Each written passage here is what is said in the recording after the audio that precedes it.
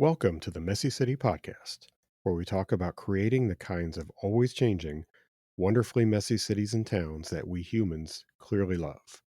We'll talk with those people trying to revive them or create them anew, whether they be designers, developers, builders, planners, or just anyone interested in the conversation. Thanks so much for listening.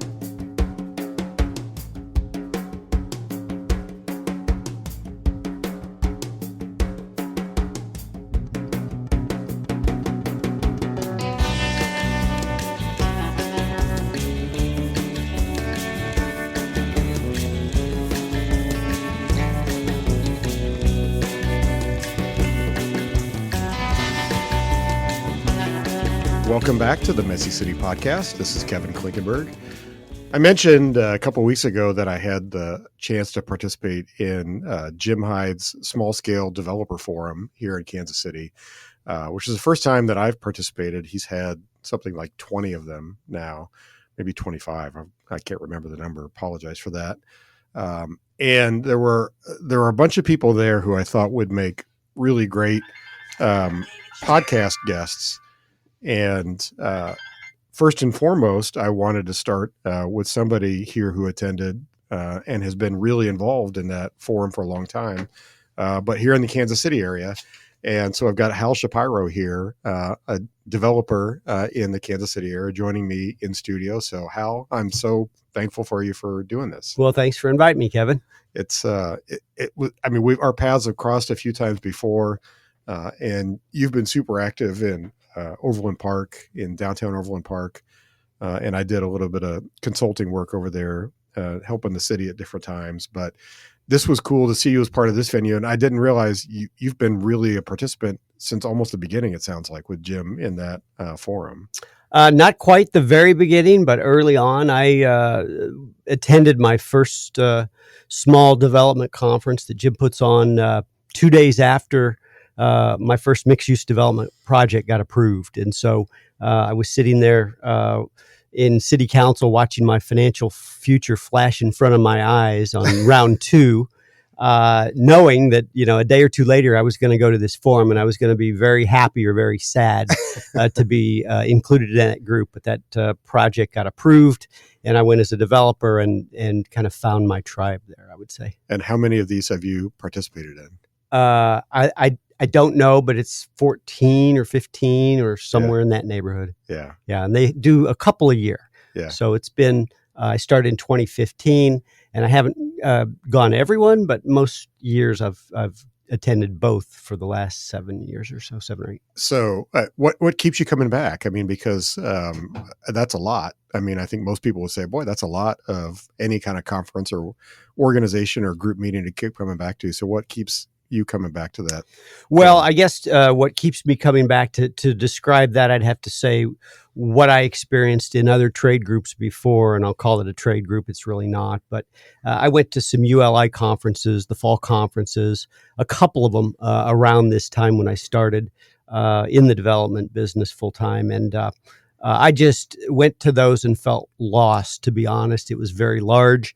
The topics were semi-relevant, but the take-home value was not really what I'd hoped for. And then when I went to my first small development conference with Jim and his group, I came back immediately and had numerous things that I could take and put it in my business, and felt very connected to not only the projects and the scope of what everybody was doing, but the people. Yeah. And so it's in the end, it's really the people and the friendships I've made over time that probably keep me going. Yeah. I mean, not to stereotype too much, but it's kind of fun to stereotype. So it's a little bit like the small scale world is like being around a bunch of entrepreneurs, and the ULI world is like being around a bunch of corporations. That's exactly right. And it's not to demean anybody, but it's just like that's the feeling of, I think, broadly speaking, of the two efforts.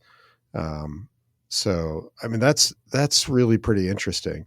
So you have done a whole bunch of stuff that is definitely sort of on the smaller side of mixed use projects, smaller, medium size, depending on how people look at it.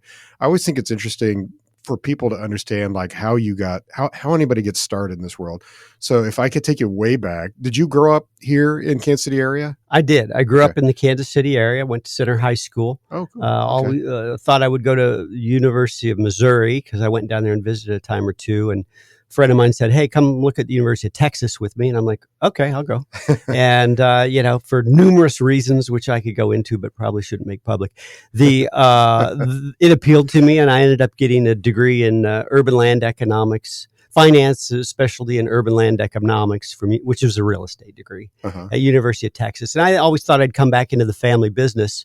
And then something happened my senior year, and I'm just like, nah, I'm not ready. I think I want to do the real estate thing. So one of the things that I did as a senior in that program was go to Houston and tour a new development in downtown Houston, which was new at that time. And 1982, it was 100+ story Gerald Hines office tower in downtown Houston. So we toured this thing, and it was a beautifully designed IMPay glass structure, and I was just like, wow, this is development. This is cool. And I always probably from that trip wanted to be a developer. I think from then on, it took a different path. And so at that time, I decided to stay in Texas and go into the mortgage banking and mortgage brokerage business. So I began as a lender, making loans on apartments, on office buildings, shopping centers, and I did that. Actually got focused on what they called at the time tax-exempt housing revenue bonds, which were being issued for multifamily projects all over the country until the 1986 Tax Act wiped that out. And then I decided, well, what am I going to do? I'm either going to go to California and start over, or I'm going to go back to Kansas City and go into the family business, which was a totally unrelated commercial and industrial laundry business. So I did that. And then very shortly thereafter, began buying income property in Kansas City. And so that occurred in various stages from 1992 all the way until about 2012. And not coincidentally, in that 20-year period, we'd done it several times. And in that time, we could generally pay these things off in 20 years or under. We had, what kind of properties? Like income properties? Income properties would have been, in the beginning, industrial, retail. Probably the biggest and most well-known was right in your neck of the woods where you did a single family, which was called Jamestown Square at 39th and State Line. So I bought, that was the first commercial property I ever bought. Really? And then began, just got my feet wet in property management and did that for about 10 years. And then came up with the idea that, hey, this could be a cool, redevelopment, mixed use. And so I began buying up property around there and assembled another acre and a half. So we had a total of 3 acres assembled there. And interestingly, I'm like, okay, so I started working on that redevelopment and I'm going to do it. And it was a very large, complex project, on state lines. So 2 municipalities involved and big project. And I'm like, well, maybe I ought to just go do a small one and come back to this one. Mm-hmm. So that's when I began looking for sites in downtown Overland Park. Just farmed it all myself, talking to property owners. There was nothing happening down there at the time, but it had this authentic urban walkable feel to me. And I just thought it would be a good place to go. Mm-hmm. So after 3 or 4 frustrating efforts trying to buy from alleged sellers, I found a couple of houses that were already in the form code that was zoned for 4 stories. And we did our first urban, walkable mixed-use redevelopment that we call Interurban Lofts. And it was the first to open in downtown Overland Park in 2017. So we're proud of that. So describe then, so this was your first ground-up development? It was. Yeah. Yeah. And what made you want to change over from kind of buying existing properties to want to actually develop and build your own thing? Just a dream. Yeah. It's just a dream to do it. And, the dream started on 39th Street. And then I went and did something, more reasonably sized for a first-time developer. And that worked out well. And then went back to 39th Street and had assembled more ground. and made another run at it. And then I'm like, I don't know, this is a lot. I might, I don't know. I'm not going to end up controlling this thing. I'm going to end up getting diluted out. It's still more complex than I want. Long story short, we ended up selling that property and then doing another, what we call boutique mixed use in downtown city center, Lenexa. Yeah. So let's talk about that. The first one that you did, the interurban lofts in Overland Park. So 2017, so they had already adopted the form-based code by then downtown. Was that important from like knowing that the city had adopted a plan to want to go that direction? Was that important for you as a place to look to start, or? The code in and of itself was not important. What was important was being in a authentic, urban, walkable neighborhood and being close to where people want to be, whatever that is. Right. The reason the code became important was because I knew that when I finally found a house and then another house next to it that was within the form code and was already zoned for 4 stories, that I could do what I wanted to do there. And so because it was already zoned for 4 stories, I thought it would be an easy approval. Not so much. The neighbors organized against us. I didn't do a good enough job courting them. I don't know that I ever would have been able to sway them, but they went into planning commission first and then city council with significant opposition. We ended up going back to planning commission, back to city council, where we needed 9 out of 11 votes to get the project approved. And at that point, Overland Park was somewhat predictable in what they wanted. And we got 9 out of 11 votes that night. And my financial future did not evaporate at that moment. Not yet, anyway. So what sort of changes did you have to make upon sort of going back to planning commission after the first round? To be honest, not much. Yeah. To be honest, a couple of tweaks to the trash area. I think what in essence what happened there was we did a couple of very minor changes, I would say, but I think what happened was the stage was set to for the council to get reorganized and figure out based on planning commission's approval the second time that I think they wanted this project. They wanted more projects in downtown Overland Park, which they've since received, but this was the first, and I think they wanted it, and I think that council figured out a way to approve it. And did you approach it wanting to do mixed use originally, or were you thinking of more like a strict residential? Or honestly, residential would have been fine. I went into planning with 3 different plans, and one of them was going to require incentives because it had structural parking, and it was really the one I wanted to do. And they said, look, we'll provide the incentives, but it's got to be mixed use. And so we put the office component in, which actually has worked out pretty well. So in that project, we have 7,500 feet of office, 41 residential apartment units, and a garage underneath it all with 54 spaces. Yeah. So, and about what was like the total construction cost? It was a little over $9 million at the time. Yeah. Okay. So it's interesting because that's like a scale of project you don't see very much of. Where it seems like in the development world, it's either quite a bit smaller or quite a bit bigger. Yeah. So what happened was I started driving areas. When I knew I wanted to do something, I started driving a lot. Downtown Overland Park, Lee Summit, Union Hill was a very interesting area to me at the time. And I can't remember the developer's name over there that did a bunch, but it was Bob Fry, I think. Could be. Yeah. He had, there were some 6-unit new development, ground up developments. And there's another gentleman I'm thinking of. I can't recall his name right now, but he had a couple of 6-unit buildings. He had a 12-unit building. They were podiums. They were really just caught my attention. And when I knew I had what was at that time a 3/4 of an acre site to work with in downtown Overland Park, I said, this is what I want to do on that site. And then the architect basically laid it out, and he gave me 3 options. And option C, I remember well, is very, very close to what we ended up building. Interesting. So 41 apartments? 41 apartments, yeah. Yeah.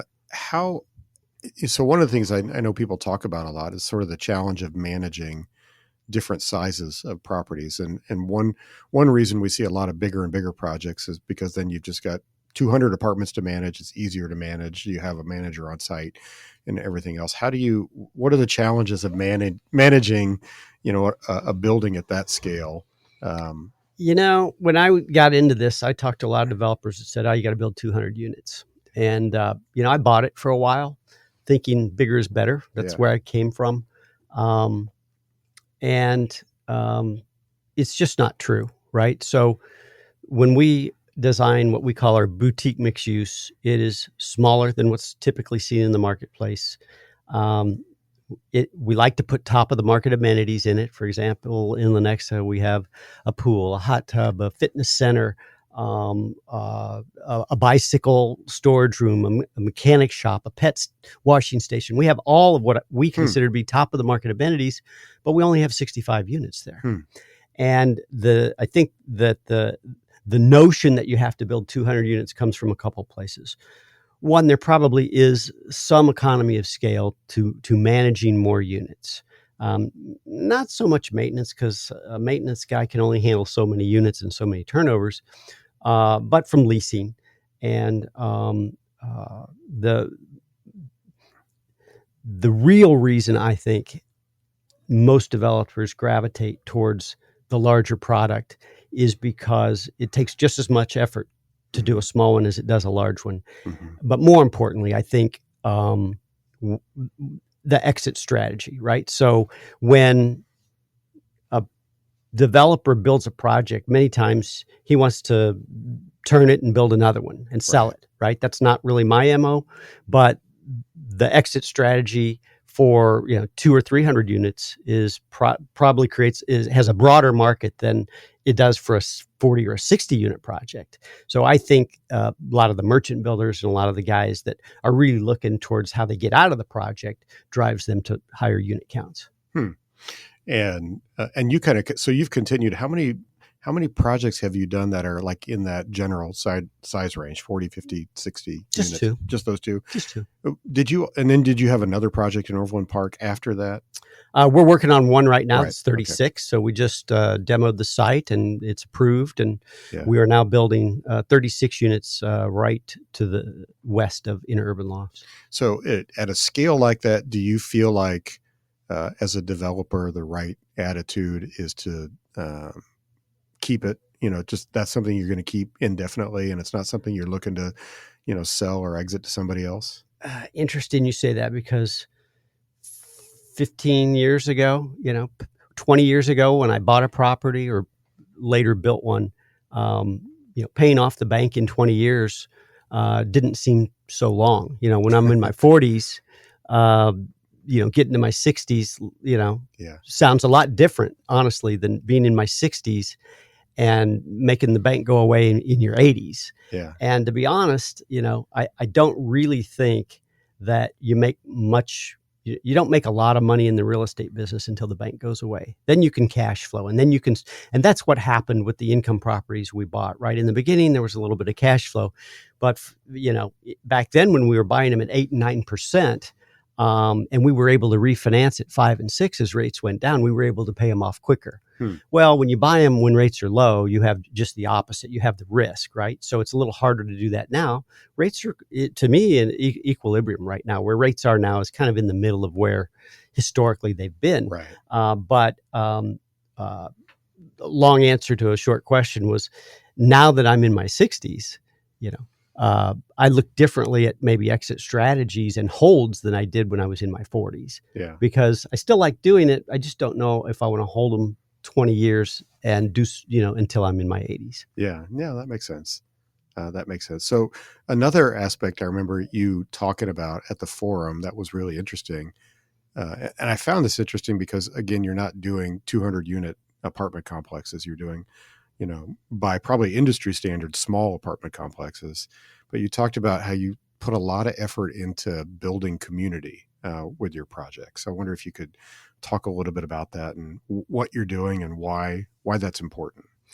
Yeah. So, and when we opened Inner Urban Lofts in 2017, I had 4 residents, four separate residents that rented units there, come up to me and personally thank me for building the property, and very gracious and grateful. Not just, thank you, but we love it here. It's thank you so much. And of all the things I expected in the development process, that was not one of them. Yeah. And it was through that process that I thought, okay, we've stumbled on to something interesting here. And then as we begin to manage that one and the next one, what we realized is community is an amenity in our projects, where if you have 300 units, people don't really know each other that much. Mm-hmm. But when you have very limited common areas and people see each other coming and going or congregating in the limited common areas, they become friends. And we've seen this a lot. And so then we began targeting that as one of the things we're going to accomplish in our management structure. And Minette Santos is with us, is really good. And Gina on our staff is really good at building community and having events. And so when we began doing that, I realized that that's a big theme of Jim Hyde and his work in the small development forums. It's not just about building a building. It's about improving the neighborhood and improving the community in which you're in. And this has all kind of come together for me in the last 5 or 7 years as something that is really positive that a lot of developers, I don't think, experience. Mm-hmm. What are then some of the things just like within your own complex or apartments that you specifically try to do or your people try to do to enhance that feeling? Yeah, so we have events. We may just have, it may be watching a football game, or it may be, a Friendsgiving, which is coming up, or holiday parties, or, we just try to, it could be a lunch, right? We just have, we provide chili and soup at lunch just yesterday at one of the properties. And we just have reasons to get together, usually with food and drink. Yeah. And you think obviously that comes at a cost to Yes. you doing it, because you've got to pay a staff person to really think about that, do it, execute it.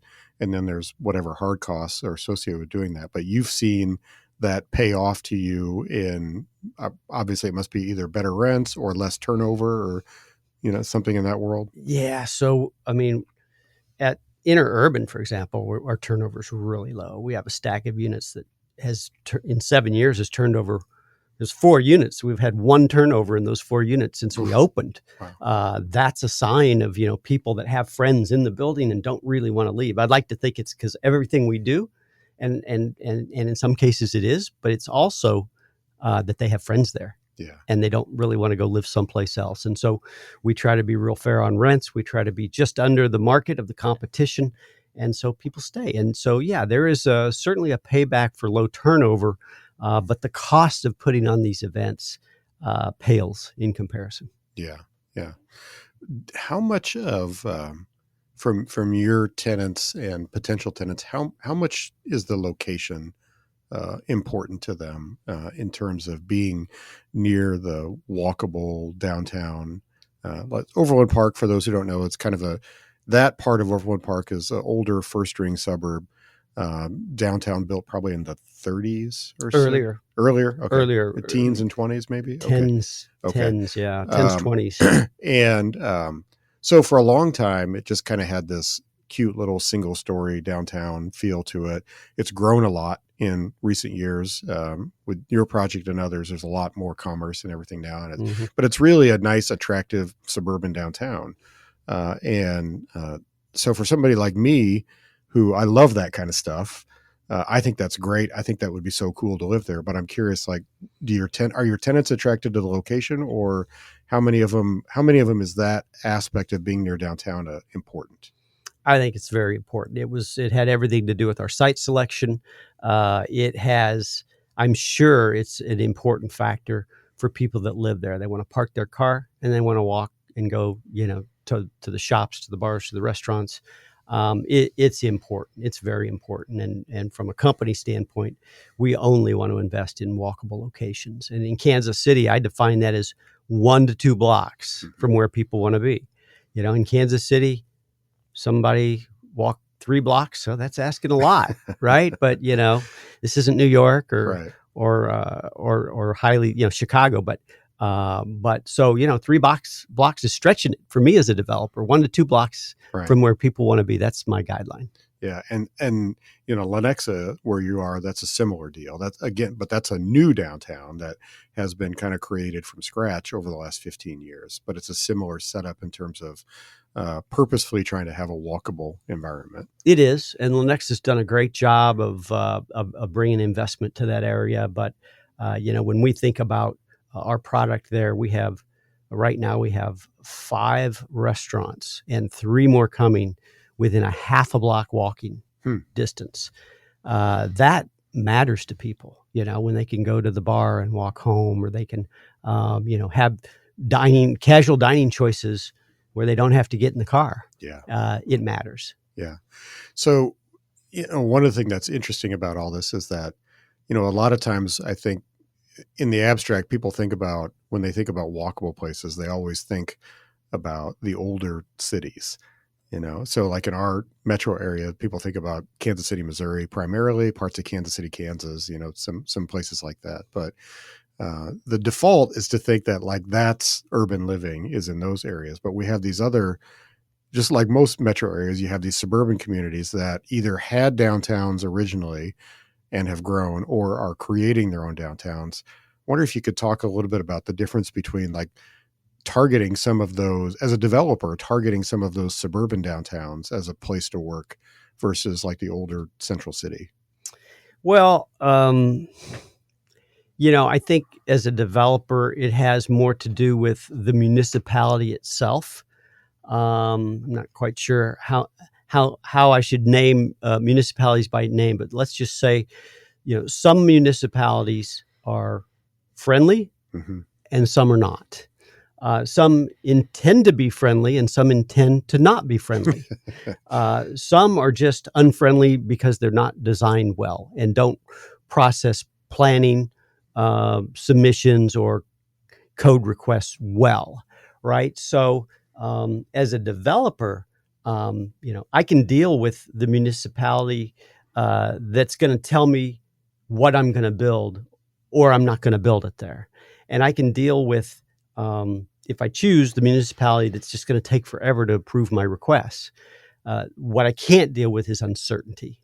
And I at least want to know what I'm getting into. And if I have to spend a bunch of money and I need to spend that money before I know if I can get approved, I run the other way. And so, there are definitely differences between the suburbs and the city core, right? So when we did our project in Lenexa, this was 2019, and I'm looking at downtown Kansas City thinking, this apartment market's going to get overbuilt. It's going to bust. It's going to pull all the suburbs down with it. But I liked the area and we went ahead. Well, just the opposite happened. The downtown just kept continuing to grow and grow. Rents escalated, as they still are today, and they're pulling all the suburb rents with them. And so as a developer, you don't really know what you're going to get. You just take your best stab and make a commitment and go and try to be smart along the way. But there are a lot of differences. I don't think one's better than the other, just different. Yeah. It's just that notion of predictability is really so important. Yeah. That's a big deal. And, there's some municipalities that used to be very predictable that are today unpredictable. And I just don't have any interest in going down the path of spending money to get a project approved and not get it approved. That's the biggest risk I see as a developer. Yeah. It's funny because like 20 years ago, there was really hardly anybody from a development standpoint wanting to do the kind of stuff that you're doing in the suburban markets. That was incredibly rare to see somebody try to do a more urban type of development in one of the suburban markets. And that's changed a lot. There's more of it now, but it still feels like there aren't that many people like yourself doing these kinds of things. Do you talk to other developers in the area about the success that you've had and the projects you've done? And does it spark a conversation from others to try to follow your lead? Maybe one other development Yeah. company, big one in town, has come to me and said, "Hey, we like the small product. Show us how to do it." For the most part, no. I think people, go on their own paths. Um, no, I honestly don't. I don't see people saying, "Hey, do we want to do what you do?" I think I'm still the exception Yeah. and more rare, and because there's this notion that I used to have that bigger developments are better, and I just think that's totally false. Yeah. I've proven to myself otherwise, and I keep saying I'm going to build smaller, not bigger. I'm trying, but I'm not sure I'm having success there. But smaller, I like because of the community impact, because there's not as much product available, because I don't think you build 200 units and have people come up to you and say, "Thank you for doing this." Yeah. Yeah. What's been the hardest part of when you started switching over to do your own ground up development? What has been the hardest part of that process? Because obviously you knew a lot about lending, you knew a lot about managing properties, you knew a lot about real estate by the time you got to that point. What maybe surprised you or has been the biggest challenge for actually doing new buildings? Well, this is kind of personal, but when I was really young in business, I think the knock on me is that I didn't like details, didn't want to do details, wanted other people to do them. And then when I decided I was going to be a developer and I did it myself, there was nobody else to do the details. So I did them. And then as I did them, I found that as I did them, I became aware of what makes the project successful from not just a design standpoint, but finishes and art and filling them, making them cool, making people come into them and say, "Wow, this is neat." Mm-hmm. And we get that a lot. And it's because I'm interested in the details. I dive into them and I curate a lot of the art myself, and I like it. Mm-hmm. And that's the biggest. It's changed for me. Yeah. Do you think that attention to detail is essential for like a small scale developer? It's the most essential thing. Yeah. The people that I know, and one of them is in downtown Overland Park, and he was the first person I talked to in downtown Overland Park about. He was looking for a partner to do something very similar to what we did at Interurban, and it was pretty apparent to me that he did not have a command of the facts and the details, and I did not end up doing something with him, and he ended up building the building. Now, he started years before and he finished years after, but he did not end up owning that building long term. He lost it, gave it back to the bank. So digging into the details, even if you don't like them, is really important. And there's so many details. It's finance, it's marketing. I mean, these are the big areas, but within there's a lot of finance, marketing, construction, design, finishes. How are we going to make it cool, right? Yeah. People want to live in cool places, and so that's a question that I think needs to get asked a lot if you're a developer. Is, how do I make this cool? I don't know, but Yeah. there's ways, and that's part of the challenge as a developer. Have you, along the way, have you had the opportunity to talk to younger people and either mentor them or give advice about, just kind of relate some of your experience, do's and don'ts, or in terms of getting into doing development like this? Yeah, I have. And, I usually give a standard disclaimer, which is, look, I'm often wrong, but I'm never in doubt. So I'll tell you what I think, but you be the judge. Um, one of the things I tell young developers is just what I said before, which is all real estate developments, when they get completed, are going to be successful. They're all going to be successful. The trick is to be the guy that owns it when it's a success, right? So if you build it and you borrow some money and you put money into it and you can't pay the bank, well, the bank's going to take it over and they're going to sell it to somebody else at a discount, and that guy's going to be successful, right? So the whole goal of development is, if you have to borrow money, which most of us do, that you want to be the owner when it's a success. Yeah. How important do you think it was for your success to have had that background in banking originally and lending? Well, I mean, I like to think it's important because I'm a finance nut. I'm really happy in front of a spreadsheet, and Mhm. sometimes that's my quiet and happy time. And I have a wife and kids that make fun of me for doing that sometimes. So I like that. But I've seen lots of other people do it with lots of other backgrounds. I don't think, I think any parts of this process to become an entrepreneurial developer can be learned. I think that the parts that come to you naturally will be easy, and the parts that don't come to you naturally will be harder, and you have to dig on those details a little more. I've seen lots of people in the small development group that are come from an architectural background, Mhm. come from you know industry, corporate. Just I've had it with the corporate. I want to be Mhm. a small entrepreneur. So yeah, I mean, I like the finance. I like to go get my own debt and now some equity, but um, it's not the most important thing. I still, it's funny because my background to it was from architecture. So when I have ever gotten into finance, I very quickly find my like eyes glazing over and thinking, oh God, I don't really understand this. And I think for a lot of people, it's probably it's the biggest stumbling block. Uh, I mean, the people that I talk to certainly that have big dreams or are eager to get into this, as soon as the conversation shifts to money and uh, figuring out how to finance a project, that's where just a lot of people get completely stuck in the mud. Yeah. So what I would say there is, once you've been through it a time or two, it won't make your eyes glaze over. It's like anything else. Once you Yeah. do it, and then if it does make your eyes glaze over, and it's a stumbling block, then go to somebody that can help. Go to somebody that's comfortable with it. I love to help people and say, "Hey, look at this pro forma. What do you think?" And I know how to, you know, look at the pro forma, but the pro forma and the financial details are only as good as the assumptions that go into them on a development. So then we start talking about, all right, marketing. What's your market? Who's your demographic? What are the rents? What's interest rates? How much debt? All the things that go into finance. To me, it's nuts and bolts, and it goes together and comes apart very simply and quickly. For you, Hmm. and architecture for me is going to be very hard in Yeah. design, and I have to rely on others to tell me what's good. And so I just say for any young developer, get a little help on what you're not good at.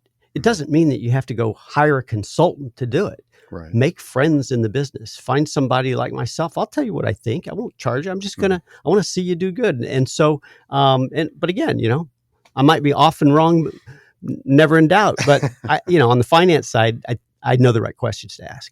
Yeah.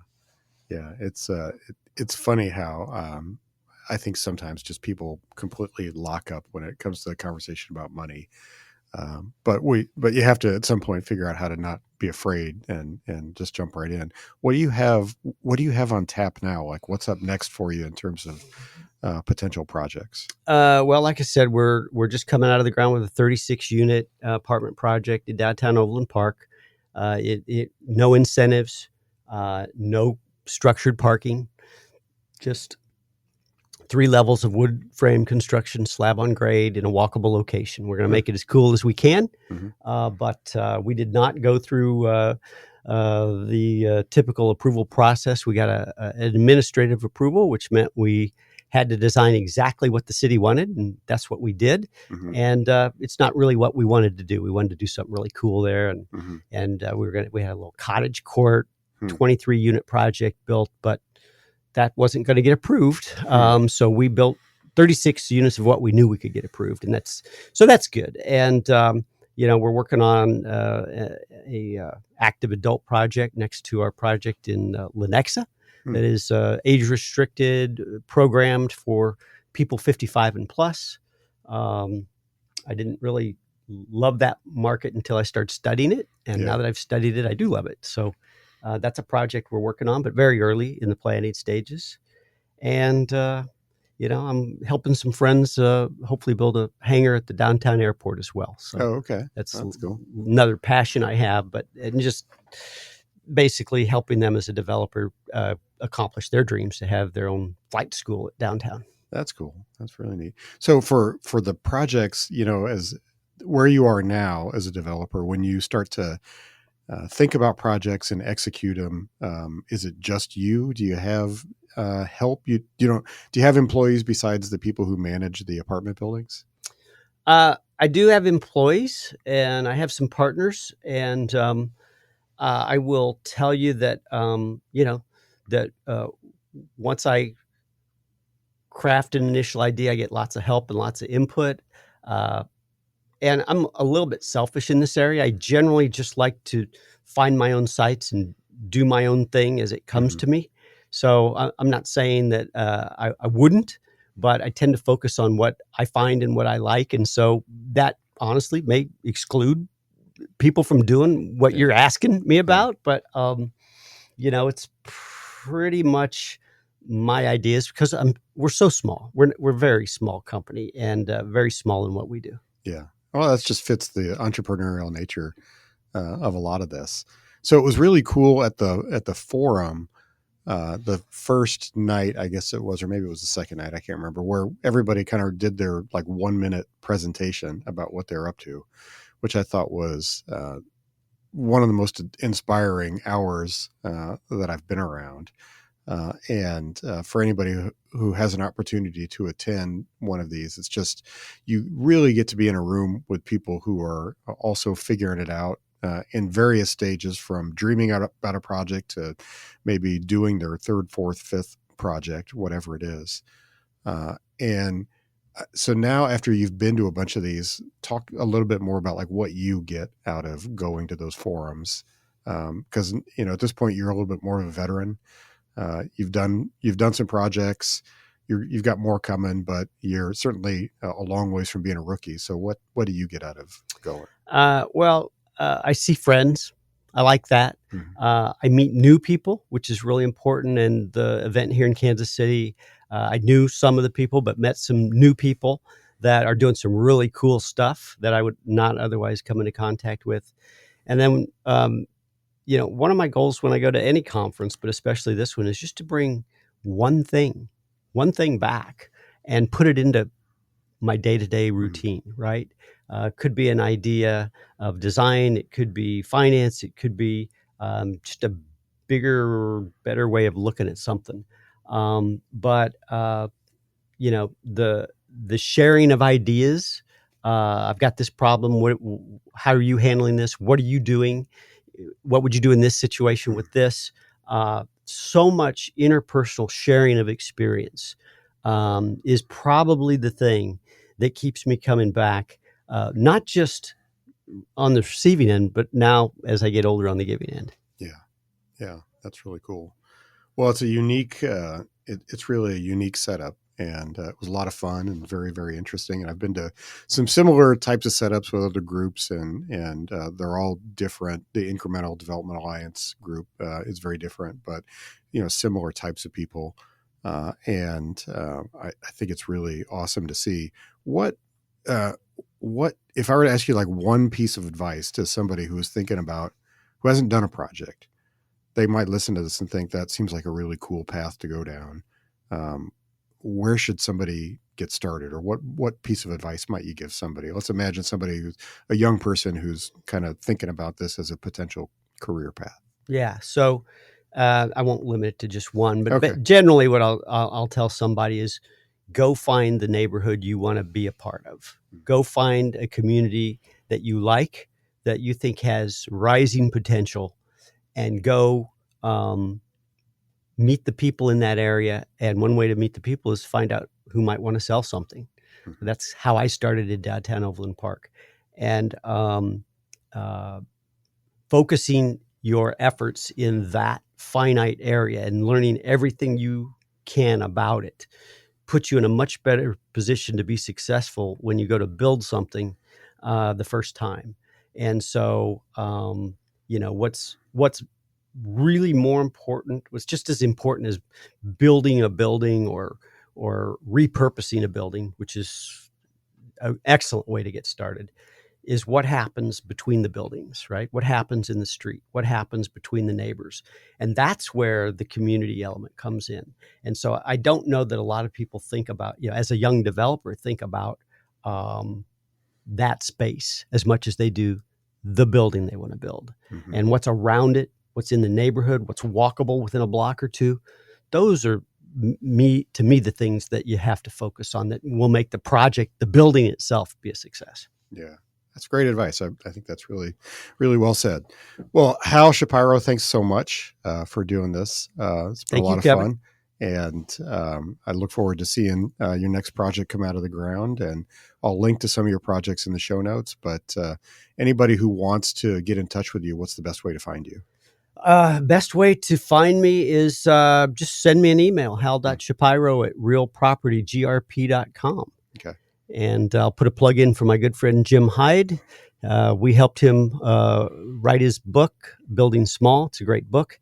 His small scale development forums have changed my path and changed the way I look at things, and been a big part of my experience in going down this path. It's terrific. All right. Thanks, Hal. I really All right. appreciate it. Thank you, Kevin. Thanks. Bye-bye.